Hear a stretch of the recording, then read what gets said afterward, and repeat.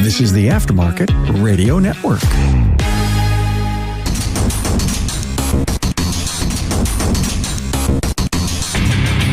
Welcome, everyone, to yet another episode of Diagnosing the Aftermarket A to Z.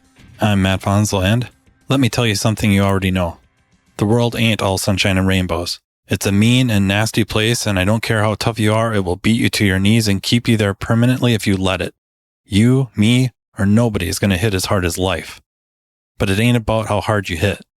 It's about how hard you can get hit and keep moving forward. How much you can take and keep moving forward. That's how winning's done. That and more after a word from our sponsor, NAPA Autotech Training. So, are you looking for the right training provider that offers cutting-edge courses to hone your automotive skills? Well, let NAPA Autotech take you to the next level. Go to napaautotech.com for more details about classes near you. So I got an idea for this episode from Jason Elliott. So Jason, thank you for the email and the idea about going over the WrenchWay Voice of the Technician Survey Report for 2025. I guess one thing I'd like to point out right off the bat is, as surveys go, this had a pretty good turnout with just over 4,700 respondents. But, I mean, come on.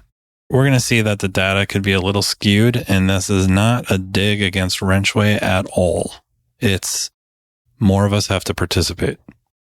So I guess right off the bat, I would highly suggest you go to WrenchWay, whether start following it or kind of register with them, somehow get involved so that when the next survey comes around, you can take it and get your voice in there.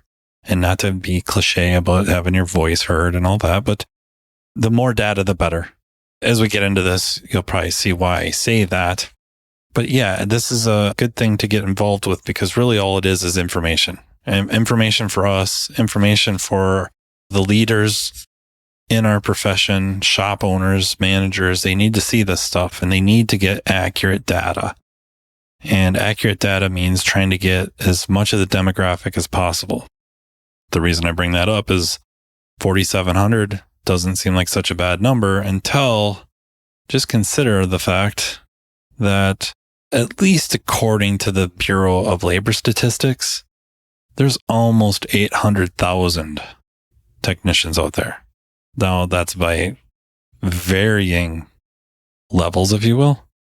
And we just need as many as we can, as wide of the demographic as we can, representing as much of the even the geographic US as possible, every level, entry level, all the way up to experienced master tech, whatever you want to call it, master installer, master diagnostician, just as much as we can get on there, right? Mechanical specialist, technical specialist, you name it. We need them all in there reporting their information. And we'll get into that.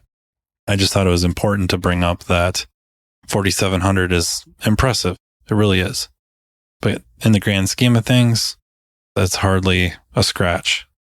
The vast majority of respondents to the survey was automotive technicians.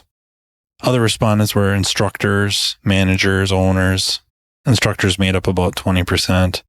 Management owners made up about 14%. 6% were students. Only 1% from collision.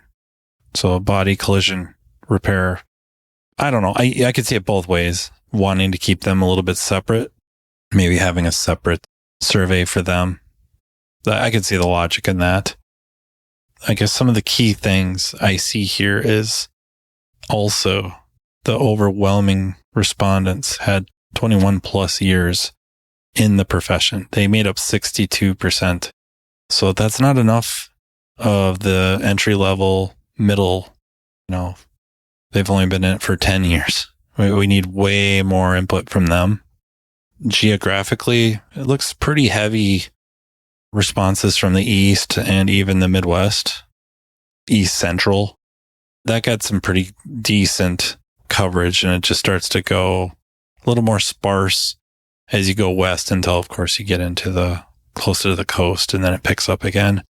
So we really need more input from middle America, if you will, and the, just west central United States. And that's all the way going from Montana, North Dakota down to West Texas. So we need more. The other thing it's a little maybe indicative of what we're going to see is of the technician responses to this, 80% were ASE certified in something. So while, don't get me wrong, it's nice to see ASE certification out there, we know the real numbers, right? Of that 800,000 automotive service technicians or mechanics in the United States, roughly 250,000 of them have some ASE certification. So it's a small number, right? When they're heavily involved in these surveys, you start to get numbers that are slightly skewed. I'm not trying to debunk the survey. I really am not. If you're taking it that way, that is not how I'm meaning this. It's just, let's get more and more involved. Let's get more and more people taking this survey. If you're listening to this and you have coworkers who would never think of taking such a survey, let's get them on board. Let's get everybody's input and just shoot straight, just be freaking honest. The first portion here is what technicians want. And I found it very interesting. And they divide it up into phases. And then I guess before I get rolling too much here, this survey is available for free. You can go to the WrenchWay website, and then I think you got to give them your email, and they email you a PDF of it. So you can look at this. It's freely available. What technicians and students look for in employers. The overwhelming, we'll just say top 3. It should be really top 2, really. Proper equipment in the shop, 87%. Paid vacation, 83%. Third, at 72%, a retirement fund. So how many shops are out there? Proper equipment in the shop. What does that mean? It hinges a lot on the knowledge level of the tech, right? Meaning if I'm waltzing into a shop that specializes in Toyota and Honda, show me where the GTS Plus is. Do you got one? Do you got 2? Or do we get hooked up for that? Where are we sitting with that stuff? Do you have the Honda factory tool? Is that available to us? Or you hook us up with that? Kind of want to see, do you have IHDS? Are we using J boxes? Do you have OE interfaces? What's going on with that? That kind of depends a little bit on the level of the technician, right? A less knowledgeable tech, and that's not a dig, might be ecstatic if the shop had a couple of aftermarket scan tools and never even crossing their mind that programming may be needed or something other than an aftermarket scan tool for doing maybe an immobilizer or, is the shop into ADAS? And I know I've already just veered straight into the technology side of things because that's my life. But how about, do we have a powertrain table or 2? How does that work? Special tools, cam alignment tools. Are we set up for that? These would be the interesting these are the probing questions that maybe an experienced, knowledgeable tech knows to look for. Less knowledgeable, what does it mean to be well equipped? What does it mean to be properly equipped? Hoists, air compressor, outlets to charge cordless tools, Wi-Fi, which, it's not bad looking for Wi-Fi, but what does that mean? Proper tooling. Paid vacation, right? We can bust that up a little bit into, and I don't mean bust it up as like bust up the survey. That's not what I mean. This is not critical of the survey, really. Paid vacation, what does that mean? Is that holidays? Is that a week, 2 weeks, 3 weeks, right? How many of us have more than 2 weeks paid vacation? How many techs do you know out there that have 4 weeks, 5 weeks? And is that a thing? Like, is anyone really looking for that? Are they looking for their 2 weeks paid and then a little bit of freedom to take days off unpaid? What does that mean? It's interesting, right? Because I think we have to face the facts. A lot of professions 2 weeks is a lot of times where they start. And then after a decade of service, they're looking at 3, 4, 5 weeks of vacation. So that'd be interesting to know what that meant. Retirement. That's interesting. A lot of shops I know do not have any sort of retirement fund, 401k, simple programs, anything like that. So especially young people, if they're not looking for it, they should, because they're the ones that will benefit the most by getting in early. And then we can start dropping percentages of who's looking for it. Paid training came in at 65%. That's actually higher than I thought it would be.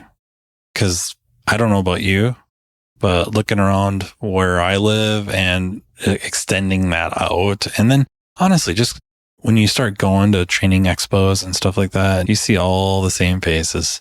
Not all the time. I think Vision's actually pretty good about bringing in new people. But I don't know, man. Like, I just wonder, people like to say they like paid training, but then when it's afforded them, they don't take it. I mean, they don't make use of it. That one was kind of surprising. It came up that high. Working no weekends was 50%. So evidently a fair number of us don't mind working a Saturday here and there, or a Saturday, Sunday.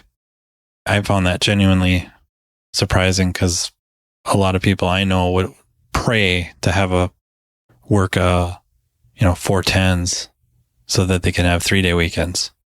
And here we're seeing working weekends.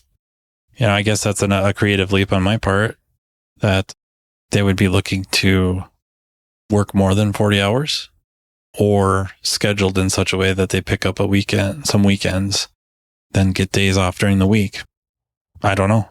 Not enough details there, but it's interesting. We kind of start dropping. Well-documented career path comes in under 40%. That's really for like the must-haves. A lot of people think that would be very nice to have, but need to have, must have, it's not that important. Roughly, a little over the third of respondents. My knee jerk, of course, is, what does that mean?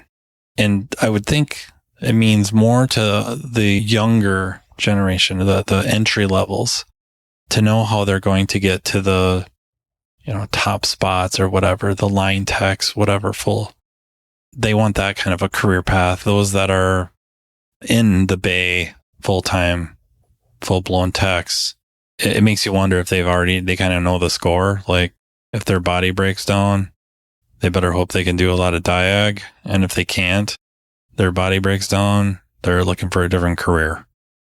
Or maybe kick around the idea of service advising.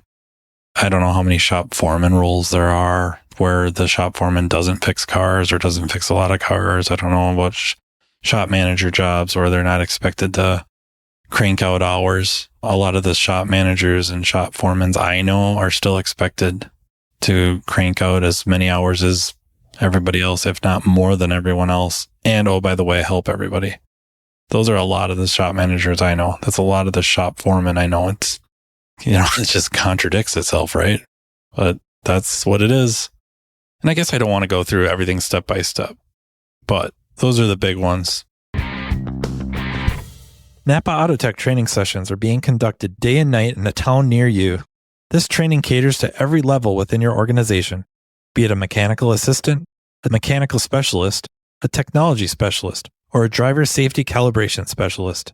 Imagine a one-stop shop training partner in NAPA Autotech that will lead your team to a path to greatness. Autotech's entry-level Build-A-Tech classes convert the untapped potential of your new hires into money-making mechanical specialists. Autotech's higher-level tech update classes introduce specialists to the world of ever-changing technologies, which prevents your shop from getting technologically stagnant. Remember, if you're not moving forward, you're falling behind. And, turning to the front of the store, the Autotech Service Advisor class is an awesome way to hone your client advocate skill set, ultimately benefiting the customer through an improved vehicle repair experience. But it doesn't stop there. Imagine an electric vehicle class that takes your specialist well past the mundane, yet necessary safety topics. Well, it's here. Autotech's EV Ready training is a week-long curriculum that takes participants through a hands-on experience involving hybrids and electric vehicles. The session kicks off with the use of PPE and proper tooling while touching on required OSHA regulations. Then, the students dive into the lab vehicles to gain knowledge of the common high-voltage components on EV and hybrid vehicles and their function. Attendees will be taken on a path exposing them to different electric vehicle manufacturers to compare component form and location. Additionally, information about Level 1 and Level 2 charging systems will be included, along with a quick look at DC to DC charging. The operation and maintenance of subsystems are explored, including the different modes of Tesla operations, and so much more. So what are you waiting for? Commit to taking your business to the next level with NAPA Autotech training. The pay structure. Preferred pay structure. Turns out it's not overwhelming, but the majority want an hourly or a salary. And then after that, it drops and it's like 25% are looking for a hourly with some sort of a bonus, production bonus. And then flat rate, of course, comes in under that, not terribly far, where they want flat rate with a 40-hour guarantee. Well, now that seems like hourly with a production bonus, right? And then straight up traditional flat rate comes in at 20%. And I find that interesting, right? When I see that people want hourly salary, that just means stability, consistency. And then we'd have to break that down some more. Why?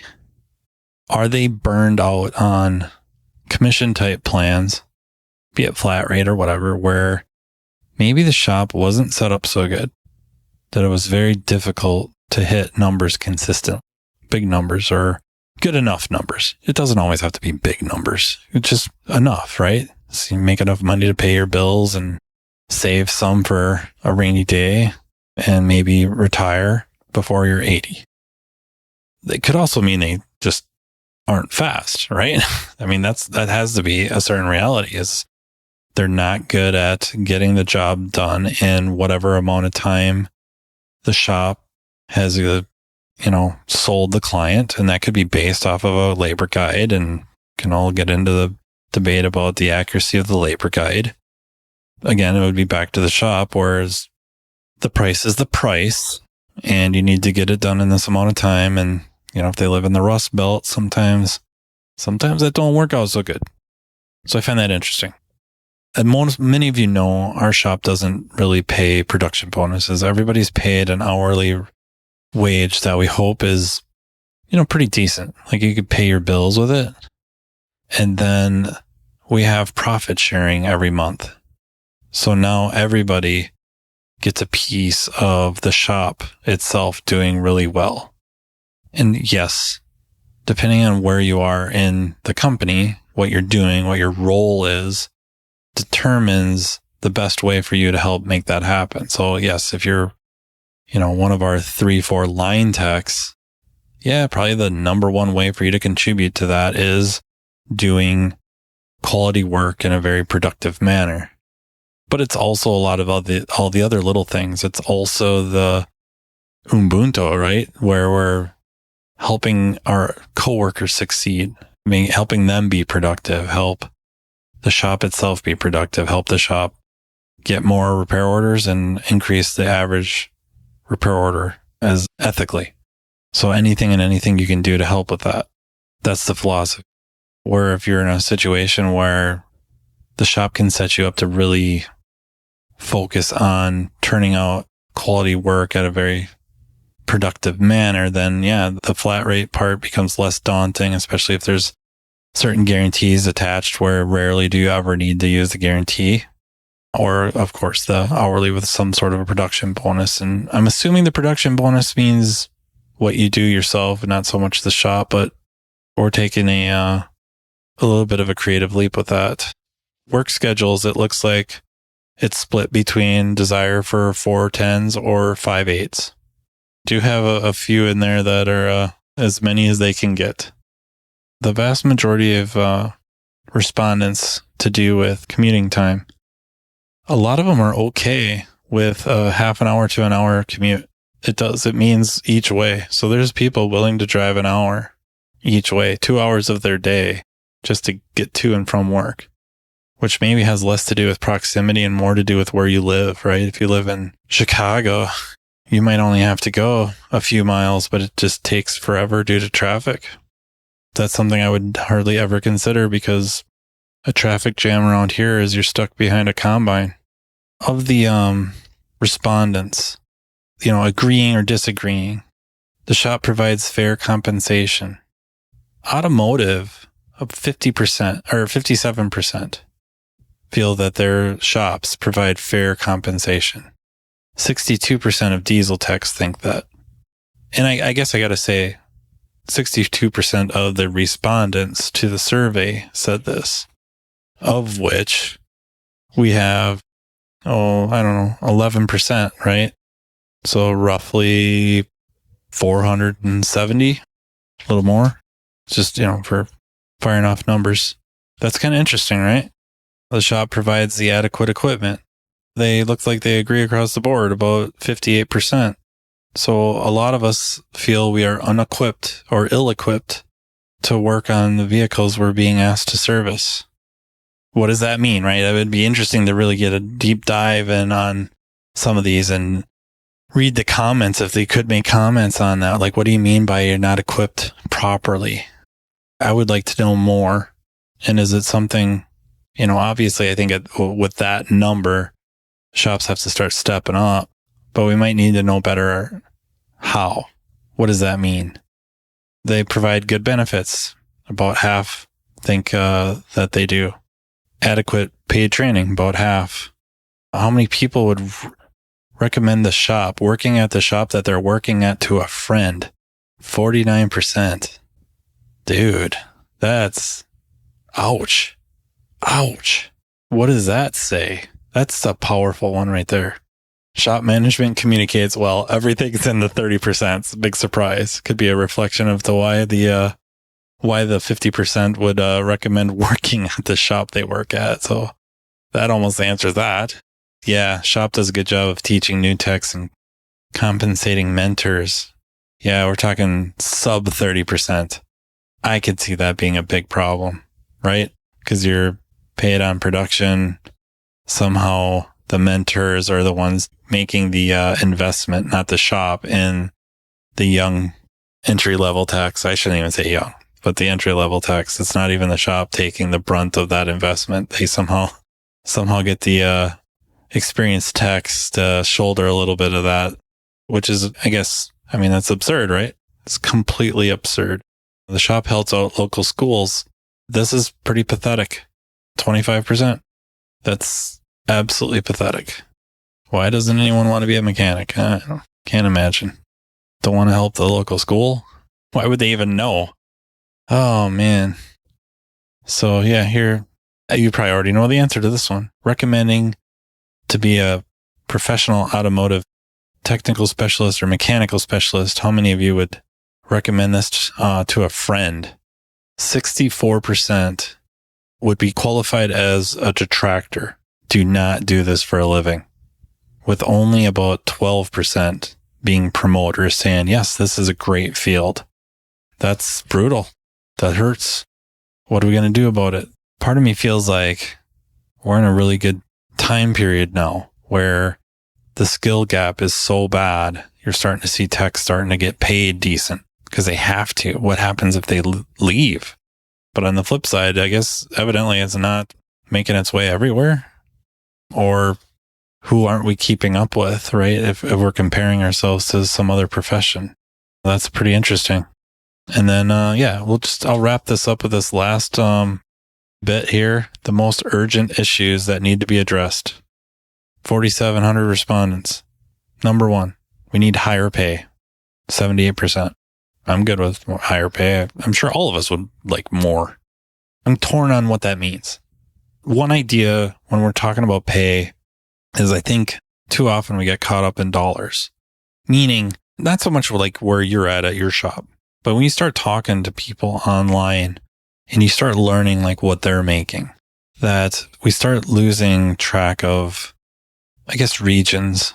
Meaning, it would be really rough for me to compare my compensation package to somebody that works near Washington, D.C., where the cost of living is absurdly high. Or some people we know maybe in California, where we know the cost of living is way higher than where I live or most of you live. What does that mean then? So what if they're making twice as much as you? Their quality of life is probably less than half as good as yours. Well, what if we start talking in terms of percent of cost of living? And I think that's a scary conversation for shop owners to start thinking about too. What percentage am I paying of cost of living? Because they may feel like they're paying you a lot of money because, I don't know, if they used to work in a shop and they made, on their very, very best years, whatever number you want to conjure, and they're essentially paying you twice that, their ideas are skewed. Their thoughts are skewed. And if they're living in the house they've lived in for 30 years, their thoughts are skewed. They need to start thinking in terms of cost of living. What is the cost of living to live within, a half an hour, evidently an hour in some cases, of where the shop is? And considering that when they're coming up with their pay plans and the compensation packages. Because what's the point of the compensation package is really try, from my perspective, is what can I do to increase your expendable income? And of course, the more you do for me, the longer you've been with me, the more I want that expendable income to increase. So that's how we need to be talking. And for somebody, in location A, wherever that is in the United States, maybe $30 an hour is killing it. But maybe somewhere else, shop B, if you're not making $50 an hour, you might as well just go find a different career because you can't afford to make ends meet. And that's just the reality of it. I don't know that we would necessarily talk in those terms anymore because maybe the $30 an hour person is making, 150% of cost of living, whereas the person making 50% at shop B is making 98% of the cost of living. So less than the cost of living. And those are terms I don't ever hear anyone talk about. It doesn't make any sense. Better pay structure, unfortunately vague, but I guess if anything, these are a lot of ideas we're talking about. What does that mean? What does that mean? Better benefits. What does that mean? Shops pay for tools or provide adequate tool allowances. 14%. Better management. That's pretty vague. 13%. But I guess if we go back, better communication, start, just be open and talk straight. More respect for the industry is about 10%. Shops provide more paid training is 9%, and warranty works at 5%. So, like I said, this is available on the WrenchWay website, and they'll email it to you. But I guess I would really strongly urge you become a member or join or register with them. It's free so that you and all your coworkers and as many people and as many techs as you can get to start taking these surveys so that we can get more and more information, better information. If everybody's just on the level, this is a really powerful report. I think there's just really powerful information in here, eye-opening information, painful information to look at. Painful. And what are we going to do about it? And I think the more information we have, the better means we have of changing it, at least as a whole. And then, of course, for those that are owners and managers listening to this, just freaking asking people in your shop sometimes helps a lot. Don't get me wrong. Everybody wants more pay. Then we have to find ways to achieve that. What does that mean and why? And of course, as somebody that gets a paycheck, or really, I guess, as an employee, I can spend more money than I make. It would take a lot of money to be able to not be able to spend it all. Be like Brewster's Millions. So that I will leave you with. I really appreciate you guys listening. Thank you so much to NAPA Autotech Training for sponsoring, and thank you to the Aftermarket Radio Network for making this all possible, especially Tracy. Next time you see her, thank her. And until next time, take care. You've been listening to Matt Fanslow, diagnosing the aftermarket A to Z on the Aftermarket Radio Network. Follow Matt on your favorite listening app. He's very interested in what you have to say. Let him know what you'd like him to cover and come on the show. Matt is all for advancing the aftermarket. Find Matt Fanslow on social media and connect, or on aftermarketradionetwork.com.